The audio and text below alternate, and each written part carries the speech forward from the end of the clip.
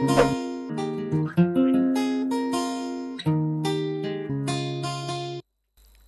TV kanubagaw cɛ ani muso denmisɛn ani makɔrɔ Mali kɔnɔ ani Mali kɔkan an ka foli b'aw ye ka kɛɲɛ n'a ka waati foli ka ɲi ko su tɛ ko mɔgɔ ni dɔnko cɛ wa deliko bila ka gɛlɛn dɔnkili ɲɛgɔn ye an wulila an deliko la ka aw baro ka tila ka aw kalan k'a to fo aw sigiɲɔgɔn la a y'a fɔ ko yelen jɛmukan o de la yelen ye ci bila mɔgɔ faamuyalenw ma walasa aw fɛnɛ aw bɛ se ka kɛ mɔgɔ faamuyalen ye cogo min na don o don tulo bɛ taa kalanso maa tɛ kɔrɔ kalan ma maa tɛ kodɔn kalan ma a y'aw sɔgɔ yelen na walasa aw ka kalan o de la yelen ka wulada in na mɔgɔ welelenw ye Mahaman Mariko n'ale homme politique président du parti CRAJ Maman i n'o la Aba Kunta i yɛrɛ ni wula merci pour l'invitation. Ok Maman Mariko tɛmɛnen kɔ ka bɔ yen nɔ mɔgɔ welelen filanan ale ye enseignant chercheur Baka Bini Keita monsieur Keita i ni wula Nba ni wula an bɛ Hɔrɔn tele baarakɛ mɔgɔ bɛɛ lajɛlen fo a n'a laye mɔgɔw Mali kɔnɔ Mali kɔkan n ka foli b'aw bɛɛ lajɛlen aw ni ce aw ka invitation na. Ok merci bien bisimila Hɔrɔn TV kan an bɛ an lamɛnbagaw ni an filɛbagaw ladɔnniya k'a fɔ wulada in na an ka baro bɛna boli Mali transition politique min bɛ Mali kɔnɔna na an b'a mɛn chaque fois ko an ka baara kɛ walasa transition bɛ se ka ɲɛ cogo min na ni o ye transition ka réussite ye donc a yɛrɛ an ko a sera waati dɔ sera an k'an yɛrɛ ɲininka n'a fɔra ko transition réussira a bɛ fɔ cogo di transition réussira a sumaminɛnw ye jumɛn k'a yɛrɛ ko transition réussira an kan ka sira jumɛn ta walasa o laɲini ka se ka sabati wa mɔgɔw fɛnɛ ka kɛta kan kɛ jumɛn an ka maa welelen filaw n'Ala sɔnna wulada in na an ka baro bɛna boli o de kan an bɛ a daminɛ monsieur Mariko la komi aw ye homme politique ye en tant que président des partis politiques bamananw b'a fɔ ten ko sumali kun ye hakɛ dɔnni ye ni hakɛ dɔnna a bɛ baara nɔgɔya n'an ko ko transition ale ye waati ye min bɛna très généralement fanga binnen kɔfɛ a bɛ kɛ fɛnɛ waati kunkurun dɔ kɔnɔ walasa ka se ka fanga kura nun don ayiwa o transition nin n'a fɔra ko transition ka réussite n'a fɔra transition ka ɲɛta ka sabati o bɛ sabati cogo jumɛn de la. D'abord il faut Kunta i ye transition i y'a défini n tɛna se ka fɛn fara o kan mais anw ta in gɛlɛya ye min ye o ye an bannen de don kan an yɛrɛ ɲininka munna waati bɛɛ an bi bin transition kɔnɔ o b'a yira k'a fɔ an ye transition minnu kɛ ka tɛmɛ gɛlɛya minnu kɛra sababu ye ka na ni olu ye an ye sira minnu ta walasa an kana bin transition wɛrɛ kɔnɔ soit sira ninnu ma ta ka ɲa walima waleya minnu bolodara k'a fɔ olu bɛ k'a solution ye olu ma kɛ ka ɲa ne hakili b'a la transition ba fɔlɔ min kɛra an fɛ yan ka na ni bɛɛjɛ fanga ye o kɛra mars kalo tile 25 kɔfɛ n'a fɔra min ma 26 mars 1991 sigikafɔba kɛra min kɛra sababu a fɔra min ma conférence nationale souveraine o sababuya nana ni bɛɛjɛ fanga waleyali ye an ka jamana kɔnɔ san 20 ni damadɔ kɔfɛ o ni san 2012 fanga nana ɲɔngiri tugun fanga ɲɔngirila nka n y'a fɔ cogoya min na an tun ka kan ka sigikafɔ de kɛ o wagati tuguni k'a fɔ san 25 kɔfɛ mun y'a to coup d'état wɛrɛ kɛra an ka jamana kɔnɔ mɔgɔw ma sɔn o ma jama ko an ka taa élection na an ka taa élection na bɛɛ y'a dɔn k'a fɔ min kɛra 2012 mars kalo tile 25 2012 fana la constitution min ni bɛɛ b'a fɔ la bi ko constitution tɛ ka bonya constitution tɛ ka bonya depuis o wagati constitution ma bonya parce que intérim min ni o dira président de la transition ma ou bien président intérimaire ma danfara dan min tun sigilen don la constitution kɔnɔ o dan sagona bɛɛ tilara k'a ye assemblée min tun bɛ yen a ka mandat mɔnɔ bɔra k'a sɔrɔ constitution kɔnɔla tɛ bɛɛ nara ka na ye tuguni san 2020 18 août 2020 bɛɛjɛ fanga kɔfɛ tuguni président min ka sigi bɛɛ ka kalata kɔnɔla la n'o ye président Ibrahim Boubacar Keïta ye o fana ka fanga nana ɲɔgiri donc bibi na an ka gɛlɛya tɛ élection ye an ka gɛlɛya ye de k'a dɔn mun de bɛ ka kɛ sababu ye k'an bin tan n'an y'o gɛlɛyaw n'an y'an sigi k'o causes analyser o la a ka ca Ala fɛ n'an ye sira ta an bɛ se ka bɔ nin gɛlɛya in kɔnɔ donc o de la komi jamana ɲɛmɔgɔ minnu bɛ yen sisan transition ɲɛmɔgɔw kabi wagati janna u b'a la k'a fɔ an ka taa sigi ka fɔ la n'olu y'a wele ko assise nationale de la refondation depuis 2012 an bɛ kan ka fɔ conférence nationale souveraine a bɛɛ hakilina kelen n'an taara o kɔnɔna na sisan min ye an ka jamana yɛrɛ lakana gɛlɛyaw ye an b'o kuma fɔ min ye constitution yɛrɛ ye an b'a lajɛ constitution in san 30 pratique kɔnɔ a kɔnɔna pratique jumɛn man ɲi a kɔnɔ an b'o kuma fɔ loi électorale an b'o kuma fɔ ka jamana yɛrɛ mɔnɔbɔ n'a bɛ fɔ min ma décentralisation parce que an y'a ye k'a fɔ expert dɔw bɛ ta u bɛ na u b'a fɔ ko an ka jamana décentraliser an ka nin kɛ o bɛɛ ye gɛlɛyaw ye i b'a ye k'a fɔ yɔrɔ dɔw bɛ ériger ka kɛ cercle ye walima ka kɛ région ye mɔgɔw bɛ tila ka bɔ tugun ka contestation kɛ k'u ma sɔn donc o bɛɛ b'a yira k'a fɔ an bɛ fɛ ka jamana dilan sanfɛ ka na dugu ma donc je pense que transition de kan ka kɛ wagati ye min bɛ an bɔ période d'exception kɔnɔ ka taa période normale kɔnɔ o tɛ élection dɔrɔn ye o ye réforme de ye o réforme ninnu ka kan ka réfléchir problème profond de la ka na kɛ solution consensuelle ye min bɛ kɛ sababu ye n'aw ye sira kura ta nin sen vraiment min bɛ kɛ sababu ye a ka se ka avancer pour que aw kana bin kɔfɛ parce que à chaque fois que coup d'état bɛ kɛ jamana bɛ bila retard de la mais coup d'état kɔfɛ ni labɛnw ma kɛ ka ɲa k'a lajɛ majɛ minnu ye kow sɔrɔ k'olu dilan ka ɲa a ka ca ala fɛ an bɛ tila ka bin a ɲɔgɔnna wɛrɛw kɔnɔ. D'accord. Ayiwa an bɛ taa ɲɛfɛ monsieur Keita ko ten ko bamananw b'a fɔ ten ko su kora ni taayɔrɔ cɛ o b'a yira ko t'i taayɔrɔ de dɔn sinon maa min b'a taayɔrɔ dɔn a ka ca ala fɛ su tɛ ko la tile tɛ kuma tɛ su ka ko ayiwa n'an ko transition e yɛrɛ bolo transition ka laɲini kan ka kɛ jumɛn ye walasa ka se k'a fɔ ko an ka ye transition ɲuman kɛ. Bon i ni ce i ka foli la n bɛ foli bila ka taa n kumakɛ ɲɔgɔn ma n'o ye n balimakɛ Mamadu Mariko ye donc yani n ka i ka kuma jaabi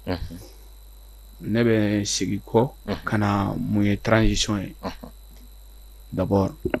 i ye dɔ fɔ mais ne bɛna essayer ka dɔ fara a kan transition ye jumɛn ye transition ye waati de don waati min n'a bɛ sɔrɔ fanga dɔ binnen kɔfɛ an k'an bɛ transition politique de ma fanga dɔ binna donc an b'a fɛ ka kura k'o sigi o fila ni ɲɔgɔn cɛ o waati yanni kura ka sigi baara mun bɛ kɛ pour que fanga kura ka sigi donc o période ani baara mun bɛ kɛ a bɛ fɔ o de ma ko transition maintenant n'o tɛmɛnen kɔfɛ mun kan ka kɛ pour que transition a bɛ se ka kɛ transition ɲuman ye je pense que n balimakɛ da sera fɛn dɔw ma ni bɛ se ka a ka kumaw sɔn ji la a ko mun ye Mali problème ye chaque fois ni fanga dafirila a bɛ fɔ k'an ka sigi k'i ɲɔgɔn ye mɔgɔw b'a fɔ ayi an tɛ sigi k'i ɲɔgɔn ye dɔw yɛrɛ ko sigi ka fɔ kɛra 92 ko sigi ka fɔ ko nafa wɛrɛ t'a la bon n bɛ mun f'olu ye n b'a f'u ɲɛna n b'a mɛn mɔgɔ caman na mɔgɔ dɔw yɛrɛ kalannen don u b'a fɔ ko an bɛ se kuma mugu dɔrɔn de la ko bi ma kuma mugu bila a la ko nafa t'a la baara tɛ ka kɛ o ye ko baara tɛ kan ka kɛ bon ne bɛ min f'u ye d'abord il faut que u k'a faamu kuma ni baara tɛ se ka fara ka bɔ ɲɔgɔn na f'u k'o faamu fɔlɔ kuma mugu tɛ yen kuma a bi jamana a b'a tasuma don a la a bɛ se ka jamana bila jeli bɔn kɔnɔ kuma a bi jamana jɔ a bi mɔgɔw cɛ kala a bi hakiliw di mɔgɔw ma mun bɛ mɔgɔw bila sira kan ka baaraw kɛ baaraw min bɛ se k'a to jamana bɛ jɔ donc an tɛ se k'a fɔ ko kuma dɔw kɛra ko dɔ wɛrɛ tɛ kɛ donc a ye min fɔ Mali le fait que an tɛ kan ka bɔ instabilité kɔnɔ sa instabilité ye mun ye fanga tɛ basigi la ni fanga ma basigi jamana yɛrɛ tɛ se ka basigi donc min b'o kɛ a y'a fɔ an tɛ problème ye mun ye an t'o de fɛn na quoi c'est à dire que sigi ka fɔ in o de tɛ kan ka kɛ n'a bɛ kɛ il a dit quelque chose d'extrêmement important a ye fɛn dɔ fɔ nafa bɛ min na kosɛbɛ c'est à dire que a bɛ kɛ sanfɛ kuma de ye c'est à dire que u b'a kɛ don ye maliden dɔw de bɛ yen n'olu ko min Mali kɔnɔ o de bɛ kɛ karisa kalannen don nin ye parti ye u bɛ fanga la mɛnna ou bien nin député hakɛ in b'u bolo nin maire hakɛ in de b'u bolo donc kumaw bɛ sigi tan de ministre kɔrɔ de don député kɔrɔ de don ainsi de suite maaba de don donc tɔw u b'olu bila kɛrɛfɛ donc hali n'aw sigira aw ka kuma mais ne ma mun faamu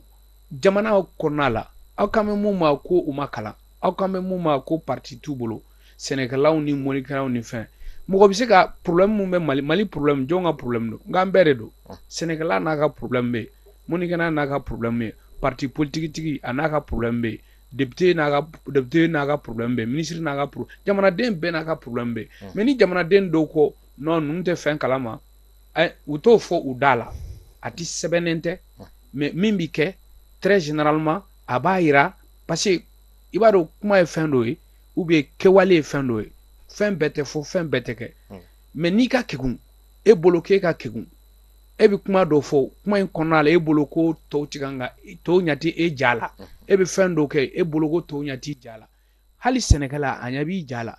a ti kan ka fɛn dɔ fɔ a seko de t'a la donc n bɛ min f'i ɲɛna Mamani ye min fɔ il faudrait que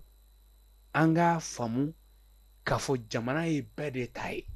i kalanna i ma kalan i ye nin poste in occupé i ma nin poste in occupé ni jɔyɔrɔ b'i la ni jɔyɔrɔ t'i la karisa den de y'i ye karisa den t'i ye i bi se nin de la par exemple leader religieux tant des trucs comme ça o tɛ jamana jɔ jamanaden bɛɛ de bɛ sigi e ma deli ka jamana ye k'a binna crise kɔnɔ ko u ma sigi ka kuma kurukan fuga o tɛ exemple dɔ ya Mali comment dirais Sunjata ye kɛlɛ kɛ kuma min ani Sumaworo Kante kana se niveau dɔ ma an ma a fɔ ko bɛɛ ka fara ɲɔgɔn kan ka sigi ka kuma pour que jamana ka jɔ mais monsieur Keita mɔgɔw bɛ ka siran yɔrɔ min ɲɛ sisan nɔ ko kɔ bɛ mɔ kan min kan jɛgɛ tɛ tila o kan kan sigikafɔ minnu kɛra ka tɛmɛ ni o ye dialogue national ni fɛn ninnu ye a jaabi kɛra mun ye a taara ka bila tiroir kɔnɔ a ma lawaleya o de la caman bɛ k'a fɔ ko est ce que Zenata fana tɛna ko ye ka mɔgɔ da sumusumu dɔrɔn ka taa jaabi bila kɛrɛfɛ tila ka décision wɛrɛ kɛ min tɛ o ye oui non n bɛ ka n wele f'i ye ɲɛmɔgɔw u ye kuma dɔ fɔ ko nin dialogue in n'u b'a fɔ a ma assise nationale de la refondation u ko o a ka kɛ don in ye ni hakilaw mun tara a kɔnɔ ka maliyɛnw bɛɛ fara ɲɔgɔn kan mɔgɔ tɛ bɔ mɔgɔ la ko ne de ɲa ka bon ou bien se bɛ ne wari bɛ ne bolo o t'a la ne de kalannen don k'o ka b'a la ko mɔgɔw ka n'a ka sigi ka kuma depuis duguma ka n'a yɛlɛ fo sanfɛ min mana b'a kɔnɔ a kana kɛ bilen ni min bɔra a kɔnɔ k'a bila tiroir kɔnɔ mais u y'a fɔ ko ka caractère exécutoire d'a ma mais min fɔ k'o fɔ c'est que m'a dɔn n'i ye antiquité grecque tɔgɔ mɛn olu tun bɛ fɛn dɔ olu tun ye fɛn dɔ inventé u b'a fɔ mun ma mandat impératif u ka kuma in n'o de bɛ taa c'est à dire que mɔgɔ mun bɛ taa ka jamana mara a bɛ yirila de ta tɛ jamana ye jamanadenw bɛ jɛ ka hakilina dɔ de ta a bɛ imposer la i bɛ t'o de baara kɛ n'i m'o baara kɛ premièrement n'u ye waati min d'i ma n'u ɲɛ b'a la i ye dɔ k'a la u b'a évaluer e jumɛn k'a la n'i ma o k'a la u b'i wuli ka bɔ yen mɔgɔ wɛrɛ bɛ bila i place la et puis i bɛ sanctionner fana parce que e de tun ko k'i bɛ se k'a kɛ i m'a kɛ donc i bɛ sanctionner parce que i ma se k'i ka wale in kɛ donc ninnu y'o min fɔ sisan ça veut dire que an b'a o de olu min tun bɛ kɛ kɔrɔlen o tɔgɔ nin de bɛ caractère exécutoire kɔnɔna la c'est à dire que on veut que ça soit un mandat impératif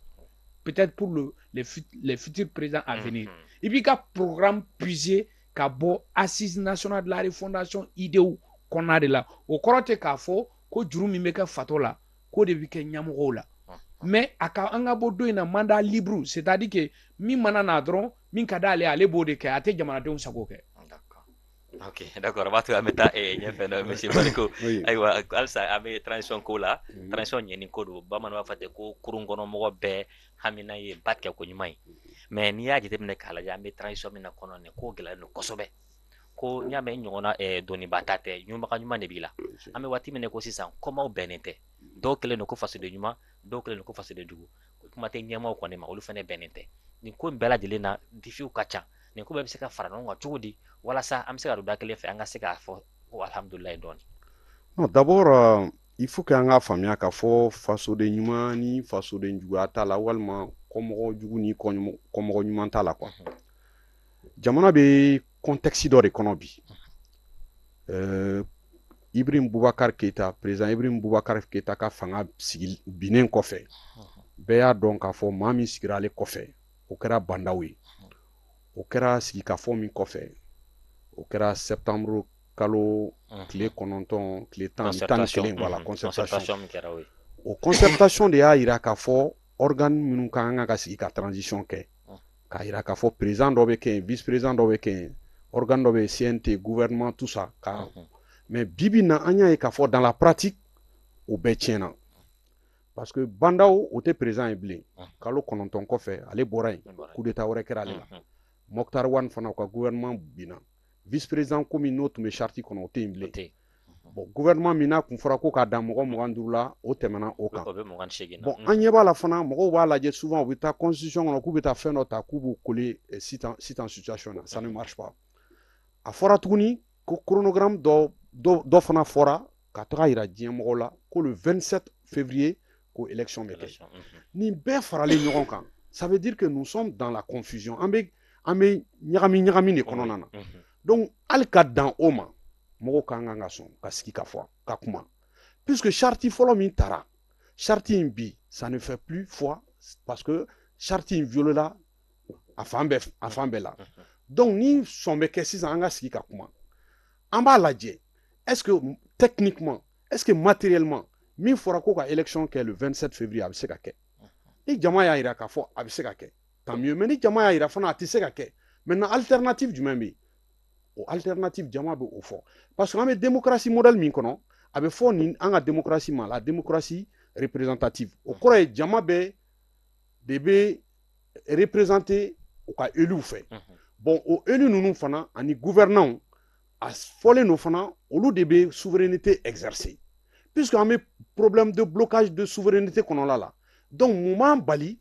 ka jamana composante bɛɛ représentant ɲini ka na n'a ye pour que sigikafɔ ɲɛnama ka kɛ organe ɲɛnamaw ka sigi parce que mɔgɔ caman bɛ yen bi u bɛ fɛ an ka précipiter ka taa dɔrɔn ka kala ta ni kala tara a caman bɛ yen u bɛ tila ka kalata in contester pour que uniquement olu bɛ se ka don dans les affaires ce schéma est connu mais ce schéma là an ka kan ka bɔ o de kɔnɔ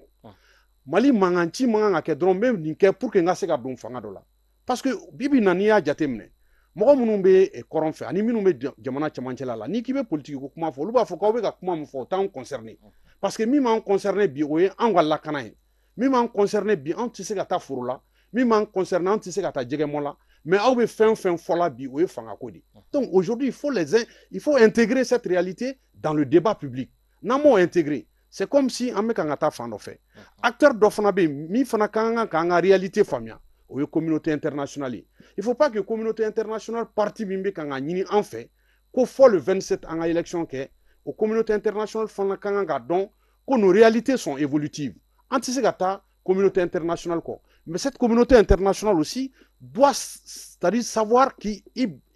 sigi ka anw lajɛ an ka problème a n'a réalité donc ni o kɛra sisan an acteur majeur minnu bɛ intérieur la sisan politique mɔgɔ b'o la diinɛ mɔgɔ b'o la sɛnɛkɛla b'o la jamana composante bɛɛ ka bɛn fɛn kelen ma en ce moment d'une seule voix minnu bɛ kɛ autorités ye de la transition ye en ce moment elles seront à mesure d'avoir la légitimité de parler. Voilà, monsieur Marco, il y a beaucoup de choses ni bɛɛ ka jigin a fara ɲɔgɔn kan y'a ye communauté nationale bɛ ka pression kɛ nin parce que an yɛrɛ de bɛnnen tɛ ko la yan. Oui. Donc an yɛrɛ dama bɛ se ka bɛn ko la cogo di parce que o yɛrɛ kelen bɛ problème de ye sisan. Non, moi je pense que solution dɔ bɛ kan ka sɔrɔ la. Par exemple kunu ne ye parti ɲɛmɔgɔ ye. Président de la transition ye parti ɲɛmɔgɔw wele. Ne yɛrɛ y'a ye vraiment salle kɔnɔ j'étais content. Maa caman bɛ yen minnu tɛ hakilina caman kɔnɔ bi mais o bɛɛ la u sɔnna u taara. Donc ça veut dire que il y a un début.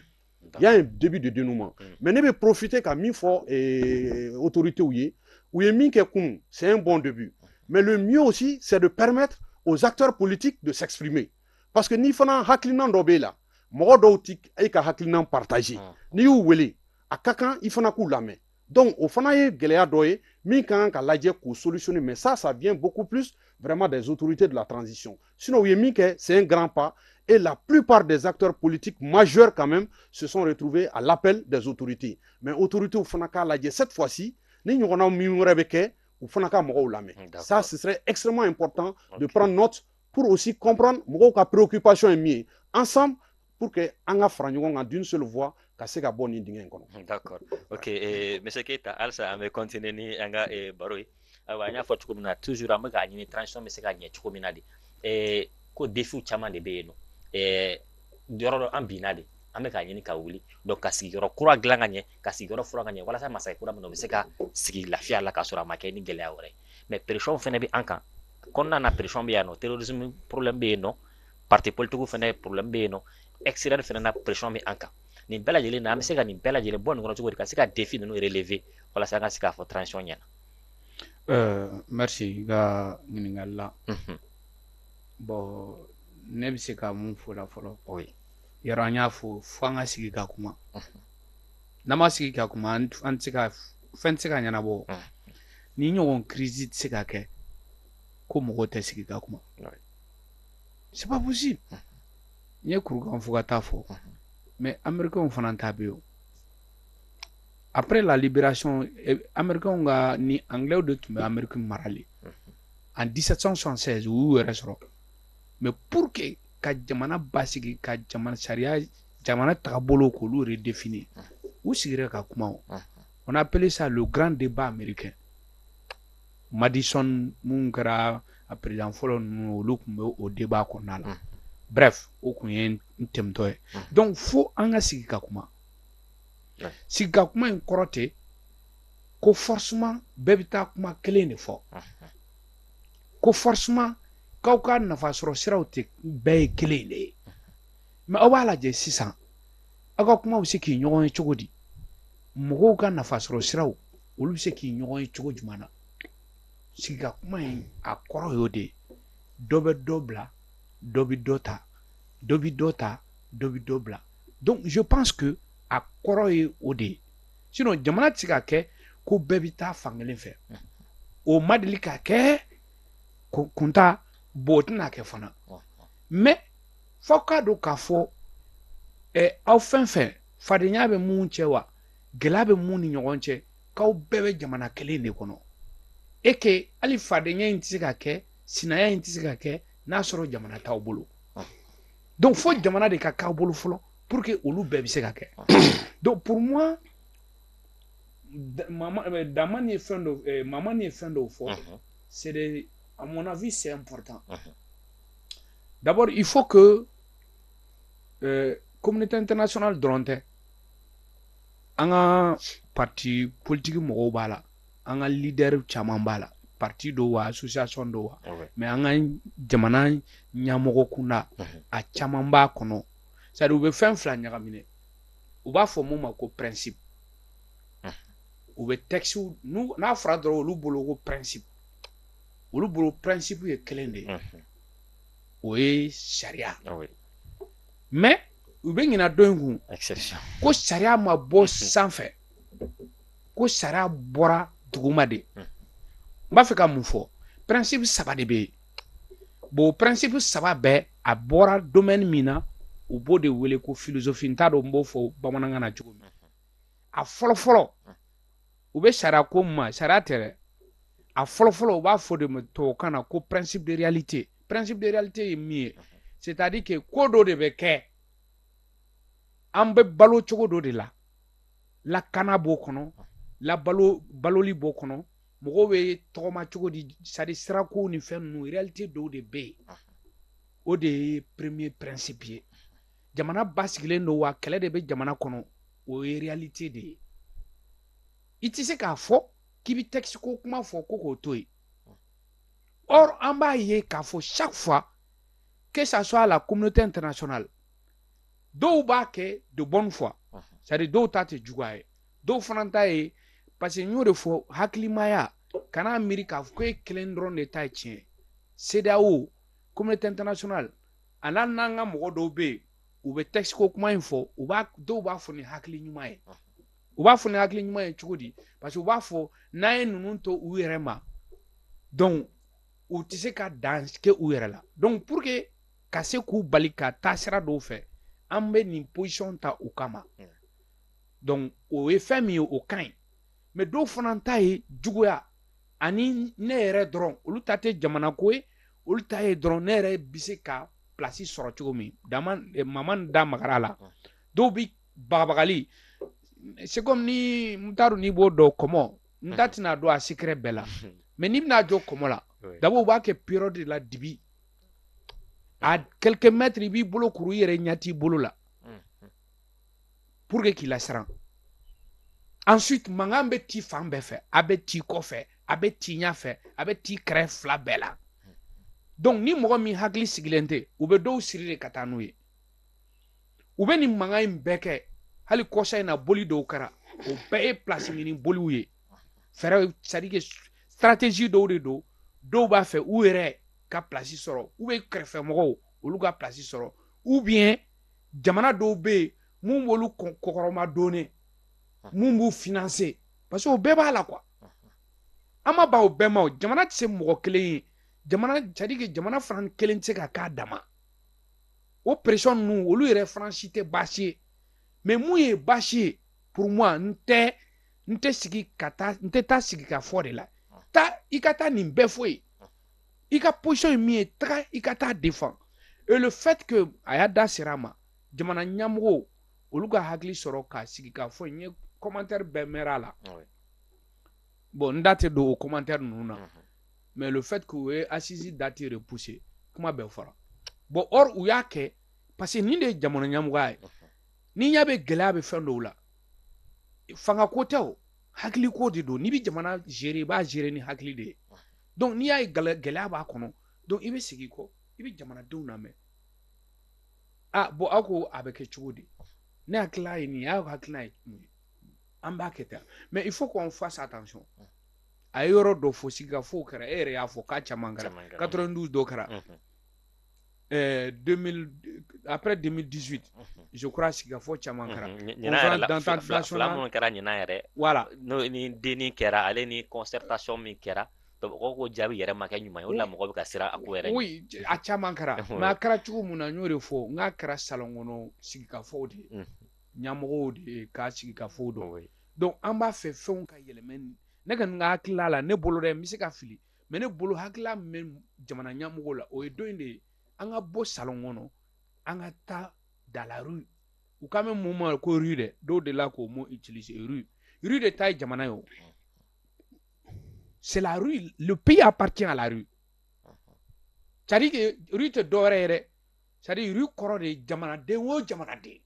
n kalanna n ma kalan se bɛ yen wa n se tɛ yen n bɛ fɛn dɔn wa n tɛ fɛn dɔn n delila ka nin poste occuper n ma deli ka nin poste occuper o de ye rue ye o de ta ye jamana ye o donc i tɛ se k'a fɔ k'olu da tɛ don jamana ko la i tɛ se k'a fɔ ko jɔyɔrɔ tɛ d'olu ma jamana ko kɔnɔ donc f'olu da ka don a la olu ka hamina ko k'a fɔ k'u tɛ fɛn dɔn u bɛ fɛn dɔn dɛ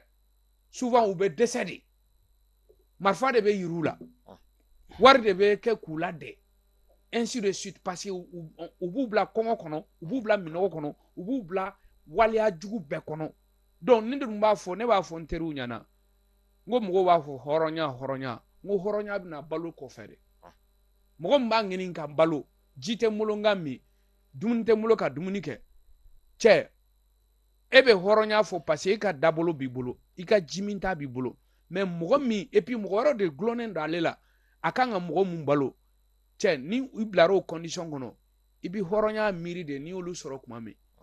donc hɔrɔnya bɛ na après le minimum de sécurité sociale et malheureusement an ka jamana ɲɛmɔgɔw kɔrɔlen u ka baara kɛra dɔ in de ye ka jamanadenw bila insécurité sociale la c'est à dire que ka jamanadenw kɛ de manière que u bɛ gulon fanga la de telle manière que ni fanga ko mun dɔrɔn élection mana se dɔrɔn i bɛ wari kun na bɔ dɔrɔn bɛɛ bɛ fɛngɛ in nɔfɛ donc je pense qu'il faut qu'an ka bɔ o logique ninnu kɔnɔna la an ka jamanadenw jate jamanadenw ka lamɛn ni jamanadenw ye mun fɔ a kana kɛ k'a sɛbɛn k'a bila ka taa bila tiroir kɔnɔ mais a ka kɛ mandat impératif ye k'a di mɔgɔ mun bɛna jamana mara u ka baara kɛ o taabolo sira ninnu fɛ. D'accord, ok. Ayiwa monsieur Mariko i n'a fɔ a y'a fɔ cogo min na segin ka fɔ o ye damu ye mais jamana in bɛ cogo min na an bɛ waati min na sisan bamananw b'a fɔ ten sogo ka fasa muru da ka go wa sogotigɛla yɛrɛ dusuma ka go ayiwa nin bɛɛ bɛ se ka kɛ cogo di ka mɔgɔ minnu bannen don ko sigikafɔ ma ni e yɛrɛ ka jategira ko sigikafɔ de k'a solution ye an bɛ se ka sigikafɔ in kɛ cogo di mɔgɔw ka kɛta kan ka kɛ jumɛn ye a ko la. Oui, c'est-à-dire que bi n'i ye mɔgɔ caman fana ka comportement jate minɛ c'est-à-dire u bɛ fili kɔnɔ Mali bɛ crise min kɔnɔ a man kan mɔgɔ si k'i sigi k'a fɔ ko karisa ninnu de nɔ don karisa aw de nɔ don bɛɛ nɔ dɔ b'a la surtout maa caman bɛ yen olu tɛ ka sɔn bi tiɲɛ don u bɛ se ka ban ka da u n'u kɔnɔna fɛrɛw kan n'u kɔnɔna hakiliw kan mais u caman ye Mali gérer u caman kɛra ɲɛmɔgɔw ye ka tɛmɛ donc bɛɛ de kan ka sɔn bi k'i ka propre comment on appelle examen de conscience kɛ k'a fɔ an bɛ nin bini min kɔnɔ ne yɛrɛ jɔyɔrɔ jumɛn bɛ a la pour que d'abord ne k'o corriger e jɔyɔrɔ jumɛn b'a la ale jɔyɔrɔ jumɛn b'a la donc n'an bɛɛ sɔnna k'o mea culpa kɛ ka na sisan k'a fɔ n'i y'a ye nin kɛra anw acteurs politiques n'i y'a ye mɔgɔw banna ka ɲugun vote la anw de ye wari don a la donc an k'o dɔn k'o ye an ka part de responsabilité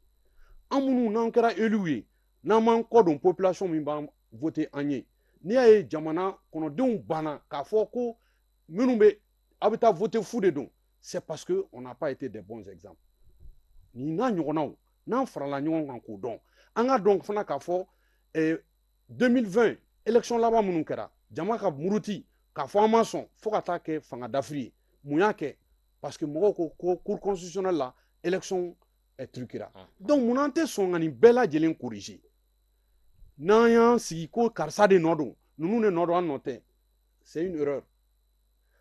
bi an ka sɔn bɛɛ k'i ka part de responsabilité reconnue est-ce que nous sommes tous des bons citoyens est-ce que an bɛɛ bɛ kuma est-ce que bɛɛ b'a ka impôt n'a ka taxe sara est-ce que min fɔra ko an ka kɛ pour que parti ka fonctionner est-ce que militant ni responsable bɛɛ b'a kɛ est-ce que bi coup d'état kɔfɛ minnu wulila k'a fɔ sɔrɔsiw ye tiɲɛ don nin kɛra mais an kan ka kɛ tan est-ce que bɛɛ bɛ kan ka i ka rôle jouer donc bi il faut quand même que nous acceptons cette prise de conscience o ka fusa kulu dɔ k'i fara ɲɔgɔn kan k'a fɔ k'o bɛ taa communauté internationale nɔfɛ non a ye ninnu bɔ fanga la a ye ninnu bɔ fanga la maa o maa y'o bila i kunkolo la i bɛ fili la parce que k'a bila i kunkolo la ko il faut un homme providentiel ni karisa in ni ne mana na dɔrɔn ko bɛɛ bɛ ɲɛnabɔ c'est une erreur aujourd'hui pour sortir de ce problème là il faut des solutions concertées et intégrées ça veut dire quoi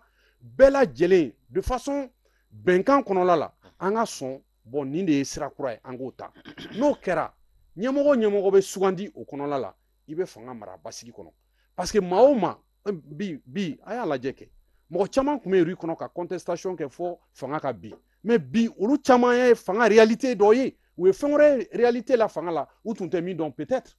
donc est-ce que mɔgɔ ka kan ka sɔn k'a fɔ le changement permanent de dirigeants dans des laps de temps o de bɛna kɛ solution an ka fanga la non o tɛ o c'est le système même qu'on doit penser an ka kan ka système min créera ou bien min sigira sen kan depuis 91 kana bila bi la système nin de man ɲi a écroulé la en 2012 an y'an débrouillé en 2018 k'a fara ɲɔgɔn kan 2020 disons 2013 k'a fara ɲɔgɔn kan k'a fɔ non ni nin karisa kɛra président ye nin b'a bɛɛ ɲɛnabɔ o sigira 2018 mɔgɔw déçoira 2020 fo ka n'a kɛ coup d'état ye donc ça veut dire que homme providentiel côté mettons-nous ensemble aujourd'hui n'i y'a jateminɛ le 7 novembre passé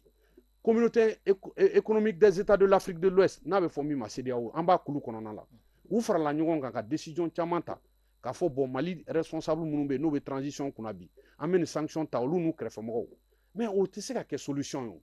et le 12 décembre encore normalement u bɛna fara ɲɔgɔn kan ka sigi mais n'olu y'a ye k'a fɔ maliyɛnw yɛrɛ k'a fɔ anw sɔnna an ka jamana in gɛlɛya an bɛ fɛ anw yɛrɛ k'a solutionner bon nin y'anw ka hakilina ye a ka ca Ala fɛ CEDEAO fana b'an accompagner o oui monsieur Marco e filɛ k'a fɔ sisan ko an ka fara ɲɔgɔn kan i ka solution kɛra o de mais an b'a ye Mali la toujours minnu bɛ fanga la pour que an ka taa taabolo kelen fɛ n'i y'a fɔ a bɛ ka taa taabolo min fɛ a taabolo ma ye idée d'u ma ka critique dɔɔni kɛ u b'a fɔ ko e ye fasoden jugu e bɛ carte ka bila kɛrɛfɛ je prends l'exemple waati min M5 mouvement bɛ wuli o y'a sɔrɔ IBK bɛ fanga la a fɔra ko k'olu ye fasoden jugu ye fangasuw de dafiri donc dɔw yɛrɛ minnu tun bɛ IBK kɛrɛfɛ olu ko ko non ninnu an ka ninnu to yen fanga tɛ ninnu na f'a kɛra fanga dafiri la an y'a o scénario kelen bɛ ka répéter tuguni minnu bɛ fanga la actuellement sisan minnu bɛ kɛrɛda fɛ u ko ko fanga t'u la k'an ka n'olu lamɛn an ka taa n'an ma ɲɔgɔn lamɛn est-ce que an bɛ se ka fara ɲɔgɔn kan wa non an tɛ se n bɛna min f'i ye yanni IBK ka fanga ka bin ne ma IBK soutenu ma a soutenu mais anw ka ye cogo tun na an tun tɛ fɛ fanga ka dafiri tan a don fɛn caman fɔra mais a lajɛ kɛ an ko minnu ma n'aw bɛ fɛ ka nin fanga in dafiri n'a y'a dafiri an bɛ sira jumɛn ta a don kama n'i y'o fɔ kuma caman bɛ yen kuma jugu caman bɛ yen kuma gɛlɛman caman bɛ yen o bɛ f'i ma mais bi a lajɛ kɛ schéma jumɛn bɛ yen min b'an bɔ nin gɛlɛya in kɔnɔ ni sigi ka fɔ tɛ n bɛna min f'i ye hali bi minnu b'a fɔ n tɛ sɔn n tɛ sɔn sini n'i y'olu ta k'u bila u bɛ na mɔgɔw ma de ko an k'an sigi an ka kuma donc mun an t'an sigi avec la chance qu'on a aujourd'hui autour de la table pour convenir, comme on appelle, des grands principes. Moi, je suis d'accord. Il faut les impliquer dans l'organisation et dans l'orientation, comme on appelle, des grands enjeux. Mais au fond, il faut qu'on reconnaisse ça. Donc, il faut que nous maçons ou qu'à la main, au lango présent, il y ait effort bas avec le Premier ministre et l'ensemble du gouvernement, ou effort bas avec Béouli. Maintenant, il y a aw fɛlata o dɔnnen don déjà mais aw bɛ tɔw fana fɛlata de ɲini k'o dɔn sisan bon an ko an ka kɛ tan aw hakilina ye mun ye mɔgɔw bɛ dɔ fɔ o ni mɔgɔw ye dɔ fɔ o la aw bɛ se ka baara kɛ ni olu ka hakilina ni aw ta ye mais aw kana bɛɛ kɛ aw kelen ta ye o de la n ko kunun sigikafɔ début min don début ɲuman don ni a renforcera parce que tiɲɛ yɛrɛ la ne ye mɔgɔ dɔw ye a kɛnɛ kan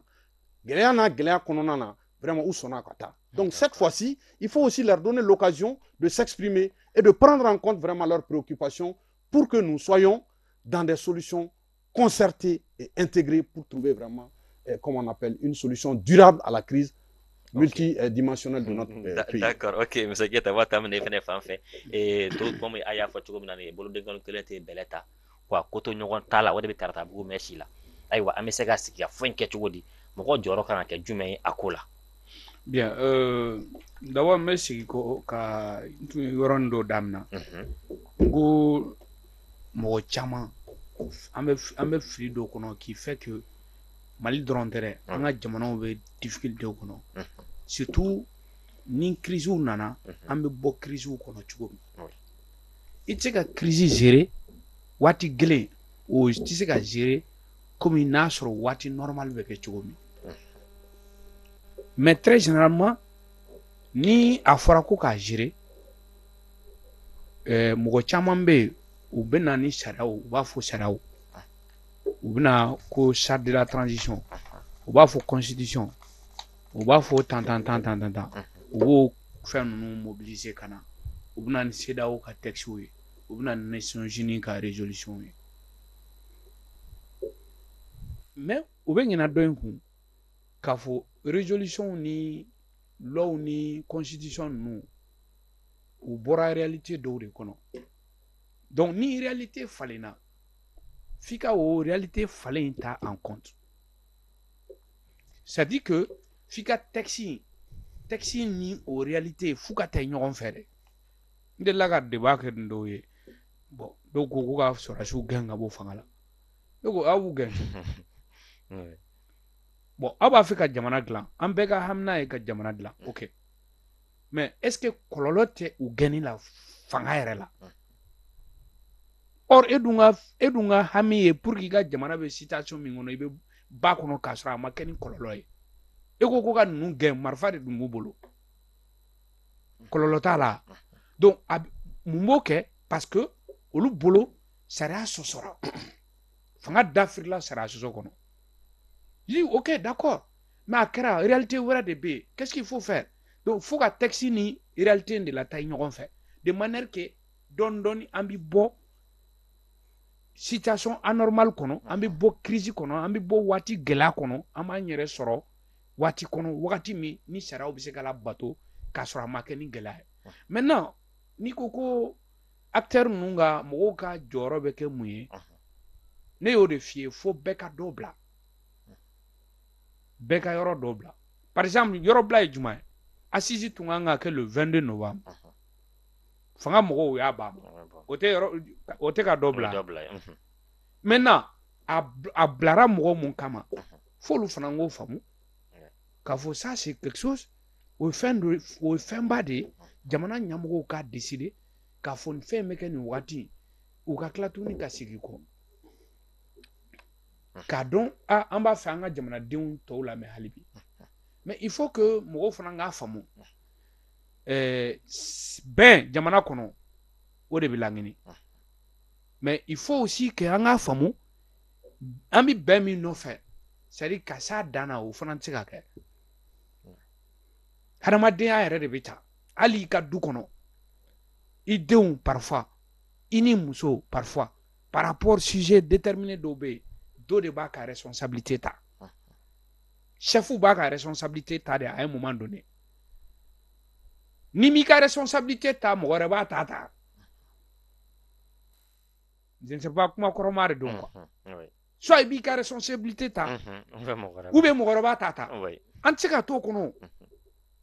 ko e b'a fɛ ko bɛɛ ka fara ɲɔgɔn kan de telle manière que c'est à dire que mɔgɔ si tɛ kɔ o tɛ se ka kɛ o hakili min don c'est bien a ka ɲi a fɔli ka di a fɔli ka ɲi a kan ka bɔ ɲɛmɔgɔ da o ye kelen ye mais il faut que ɲɛmɔgɔw k'a faamu k'a fɔ à un moment donné le responsable là il doit prendre sa responsabilité si tu ne le fais pas n'i m'a kɛ dɔ b'a k'i place la bon dɔ k'a k'i place la o kɔrɔ ye min ye o kɔrɔ y'o ye donc je pense que o fana ye olu ka jɔyɔrɔ ye jamana à un moment donné a bɛ taa ni sira fila de ye a bɛ taa ni sariya ye de toute façon hali crise kɔnɔ sariya bɛ yen crise nana charte fɛnkɛra bɛnkan dɔw nana mun ye bɛ wele ko charte c'est vrai que manquemanw bɛ souvent a bɛ violer tan o kuma ninnu bɛ fɔ o bɛɛ ye tiɲɛ mais a bɛ yen o constitution a violera d'accord mais a bɛ yen o kuma dɔw bɛ na an mɔgɔw mun yɛrɛ bɛ kɛlɛ kɛ u bɛ kɛlɛ kɛ ni constitution tɔgɔ de ye u bɛ kɛlɛ kɛ ni charte tɔgɔ de ye i m'a faamu donc sariya bɛ yen mais à un moment donné il faut que les uns et les autres prennent les responsabilités c'est-à-dire que on peut pas u b'a fɔ tubabukan mun ma ko division les conflits hali fanga kɔnɔna la peut-être que tagasiraw bɛɛ tɛ kelen ye o faamuyaliw tɛ kelen ye o bon fanga fana ni société mɔgɔw tɔw ni ɲɔgɔn cɛ aw bɛɛ tɛ se ka taa fan kelen fɛ o mais à un moment donné je le souhaite pas mais jamana dɔw kɔnɔ ni nin crise sugu ninnu kɛra an ye a kaw ye ka tɛmɛ en 1945 ou bien en 1945 en France lorsque guerre mondiale banna France joli wagati kɔnɔna la u taara législative là en 46 mais de 46 jusqu'en 1958 fɛn ma kɛ o élection ko kuma wɛrɛ ma fɔ De Gaulle de tun bɛ yen 46 ka taa bila 58 là ça fait combien d'années ça fait 12 ans ils ont pris 12 ans pour que ka jamana redresser donc c'est là où je rejoins Maman pour dire que aujourd'hui an ka souci kan ka kɛ an ka jamana bɛ se ka wuli cogo min ka jɔ o tɛ kɛ ni dɔwɛrɛ o bɛ kɛ ni refondation ye o tɛ kɛ ni dɔwɛrɛ o bɛ kɛ ni réforme ye refondation ye jumɛn ye mun ye jamana bi fanga bolo di ɲɔgɔn ma fɛnɛ oui an bolo ti ɲɔgɔn bolo an farafaralen don d'accord o ye kelen ye deuxièmement mais ni jamana binna il y a d'abord ça veut dire que les gens doivent se remettre en cause il a dit justice ça veut dire que la justice a manqué sariya mana bato o de y'an se yan à un moment donné dɔw ye fanga k'u ta ye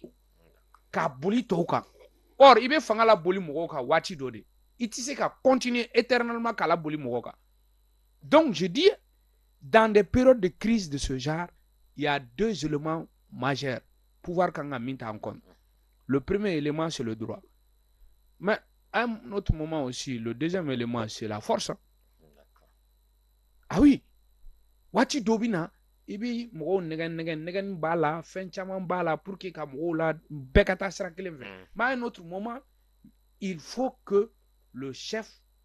prenne sa responsabilité. Donc, on va y c'est le bâton et la carotte. À la fois. D'accord, ok, d'accord. On va se retrouver à Anga et Kumaka là-bas au Jamkam. Sera à Kunchero là-bas. Et monsieur Mariko, aywa kuma kunche kuma la ibi misoro kafo. Bon, ne bɛ min fɔ c'est-à-dire an ye nin bɛɛ fɔ mais jamana ɲɛmɔgɔw u bɛ ɲɛmɔgɔya la bi fo k'u jɔ u jɔyɔrɔ la